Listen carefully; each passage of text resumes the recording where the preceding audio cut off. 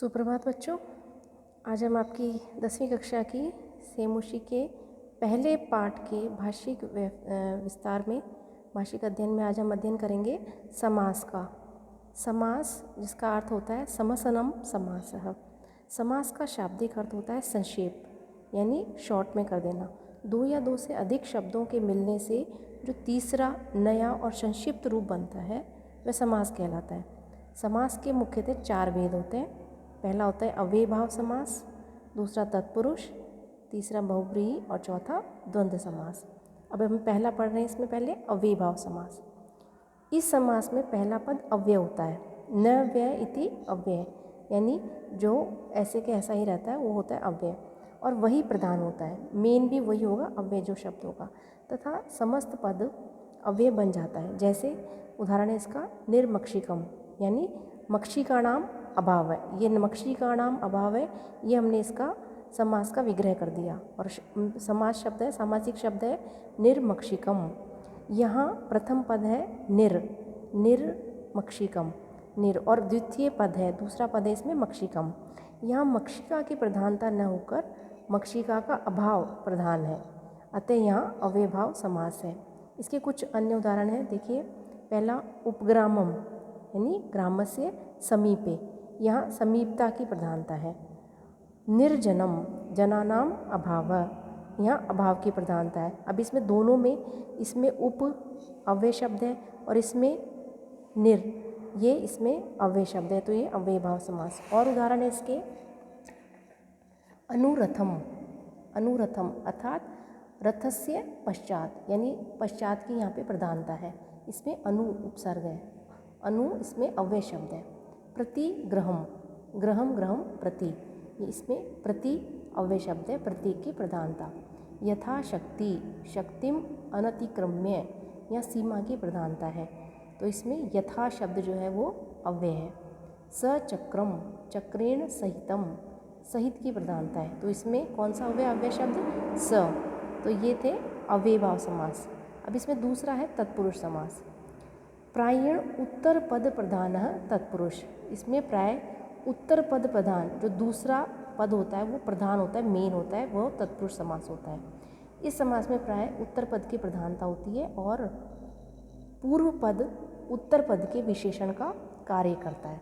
यानी पहला पद जो होगा वो विशेषण का कार्य करेगा, उत्तर पद होगा वो प्रधान होगा, और समस्त पद में पूर्व पद की विभक्ति का लोप हो जाता है, तो इसमें विभक्ति का भी लोप पाया जाता है तत्पुरुष समास में। जैसे राज्य पुरुष, अर्थात राजा का पुरुष, यहाँ राजा की प्रधानता न होकर पुरुष की प्रधानता है, और राजा शब्द पुरुष के विशेषण का कार्य कर रहा है, तो इसमें विभक्ति का लोप हुआ, राजा का पुरुष।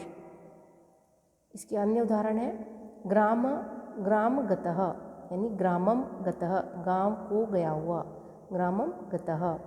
शरणागतः, शरण को आया हुआ, शरणम आगतः। देशभक्तः, देश का भक्त, देशस्य भक्त है। सिंह भीतः, शेर से डरा हुआ, सिंहात भीतः। भयापन्नः, भयम आपन्नः। और हरित्रातः, हरिणा त्रातः। तत्पुरुष समास के 2 भेद हैं, कर्मधारय और द्विगु समास। तो ये था तत्पुरुष जिसमें उत्तर पद प्रधान होता है। इसके 2 भेद हो गए, कर्मधारय और द्विगु। कर्मधारय समास, इस समास में एक पद विशेष्य और दूसरा पद पहले पद का विशेषण होता है, यानी एक पद होगा विशेषण और दूसरा इसका विशेष्य है।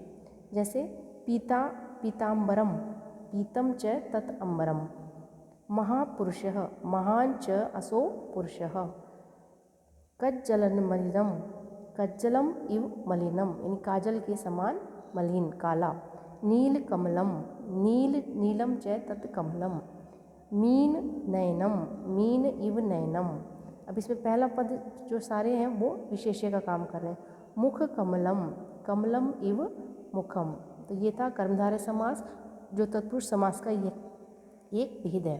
इसके बाद है द्विगु समास।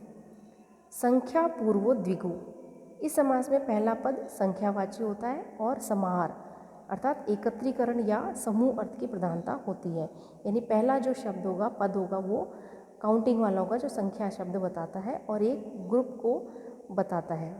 जैसे इसका अर्थ है, इसका एग्जाम्पल है पहला त्रिभुजम, त्रयाणाम भुजानाम समारः, त्रिभुजम यानी 3 भुजाओं का समूह, त्रिभुजम, इसमें पूर्व पद त्रि, ये संख्यावाची शब्द है।